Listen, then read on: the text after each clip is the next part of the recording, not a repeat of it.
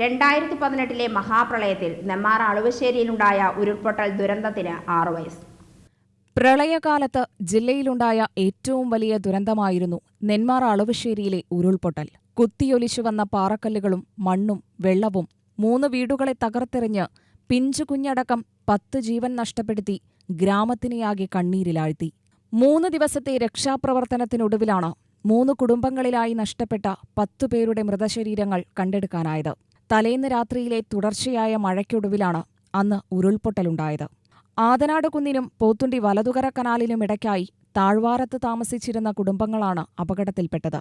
ദുരന്തത്തിന് 6 വയസ്സാകുമ്പോൾ വിജനമാണ് ചേരുംകാട് എന്ന കുന്നിൻ ചെരുവ്. ആദനാട് കുന്നിന്റെ ഈ താഴ്വാരത്തായിരുന്നു അന്ന് ഉരുൾപൊട്ടൽ തകർന്ന 3 വീടുകൾ ഉണ്ടായിരുന്നത്. അതായി 10 പേരുണ്ടായിരുന്നു. 10 പേരും അതിൽ 2 പേർ അത്ഭുതകരമായി രക്ഷപ്പെട്ടു. 1-2 പേർ എന്നത് ഒഴിച്ചാൽ ബാക്കിയുള്ള 10 പേരും അവർ എന്താ പറയുക, വല്ലാത്തൊരു ദുരന്തമായിരുന്നു അത്. അവിടവിടെയായി കുറച്ച് തെങ്ങുകളും ഒരു വീട്ടിലേക്കും കണക്ഷൻ കൊടുക്കാനില്ലാതെ ഒരു വൈദ്യുതക്കാലും ചെടികൾക്കിടയിൽ ചില പാറക്കഷ്ണങ്ങളും മാത്രമാണ് അവശേഷിപ്പുകൾ. സ്ഥലം ഉരുൾപൊട്ടൽ സാധ്യതയുള്ളതിനാൽ സർക്കാർ നിർദ്ദേശപ്രകാരം ഇവിടത്തെ കുടുംബങ്ങളെല്ലാം ഒഴിഞ്ഞുപോയി.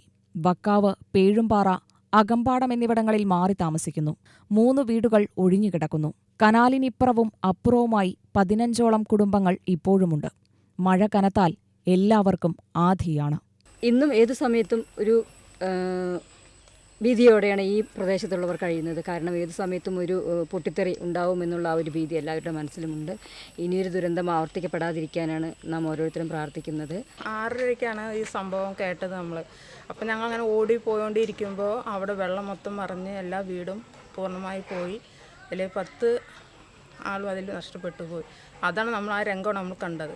പിന്നെ നമുക്കവിടെ എന്താ ചെയ്യേണ്ടതെന്ന് എന്താ പറയേണ്ടത് നമുക്കറിയാത്തൊരവസ്ഥയായിരുന്നു.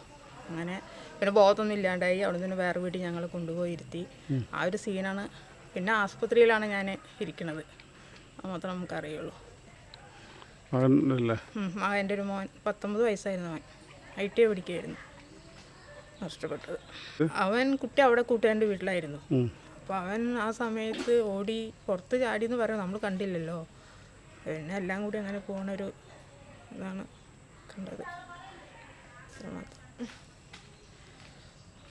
ഓടുന്ന സമയത്ത് എന്താ ഒന്നുമില്ല, മൊത്തം വെള്ളം വന്ന് മറയുന്ന ഒരു സീനാണ് നമ്മളവിടെ കാണുന്നത്.